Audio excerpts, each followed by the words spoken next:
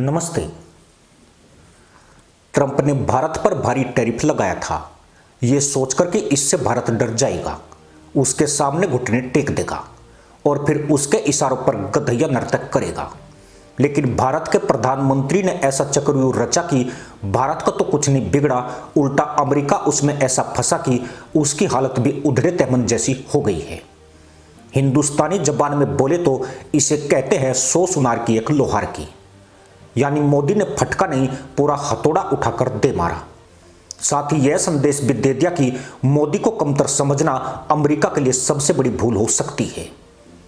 इस बात में कोई दो राय नहीं है कि अमेरिका दुनिया की सबसे बड़ी अर्थव्यवस्था है और दुनिया का सबसे बड़ा कंज्यूमर मार्केट है, जो हर साल $4 ट्रिलियन से ज्यादा का आयात करता है। ट्रंप अपनी इसी परचेज पावर के दम पर दुनिया को धमका रहे थे। दुनिया के कई देशों ने ट्रंप के टैरिफ प्रहार से डरकर घुटने टेक दिए, लेकिन जिस भारत का सबसे ज्यादा सामान अमेरिका में बिकता है, उसने इस दबाव को ठुकराकर ऐसा जवाब दिया कि आज वही देश भारत का गुणगान कर रहे हैं जो उस वक्त ट्रंप के सामने झुक गए थे।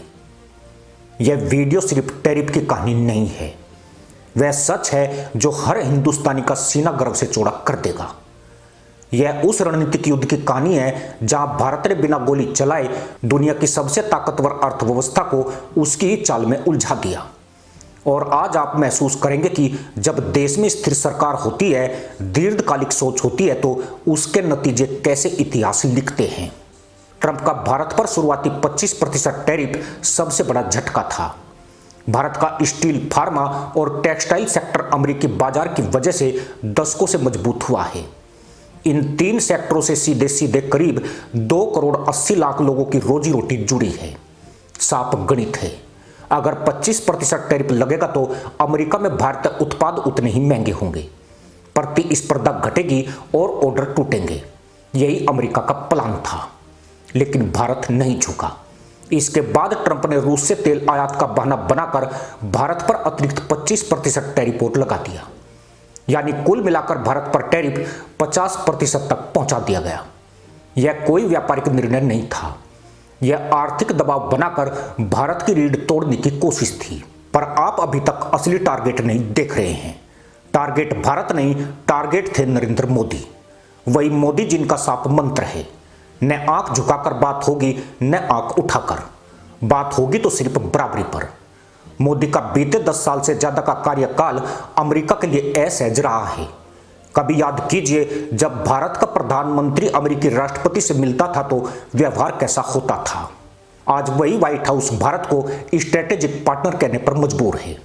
अमेरिका समझ चुका था कि अगर भारत ऐसे ही बढ़ता रहा तो वह अगला चीन बन सकता है। लेकिन फर्क यह है कि भारत ने विस्तारवादी है, न तानाशाही है।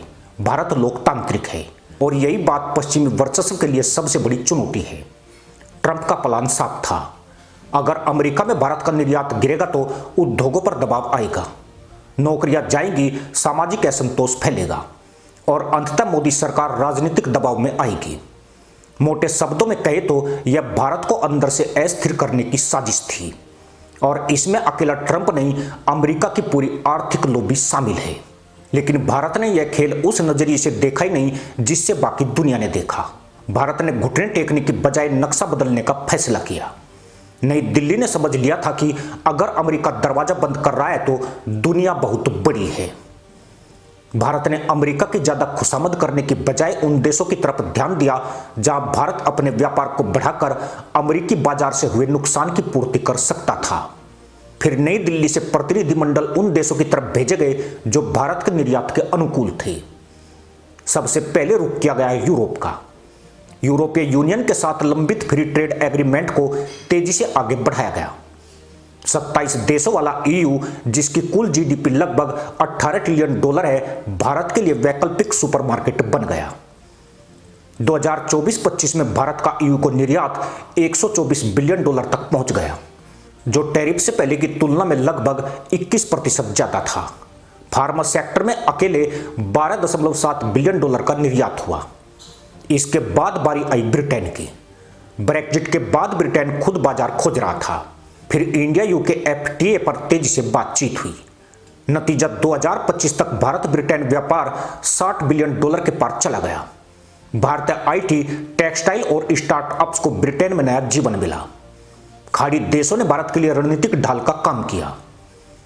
यूई के साथ सीईपीए के बाद सिर्फ एक साल में द्विपक्षीय व्यापार 85 अरब डॉलर पार कर गया। सऊदी अरब के साथ लॉन्ग टर्म इन्वेस्टमेंट और एनर्जी डील्स हुई। इससे भारत को सस्ती ऊर्जा मिली और मैन्युफैक्चरिंग कॉस्ट घटी। रूस के साथ व्यापार ने अमेरिका की गणित पूरी तरह बिगाड़ दी।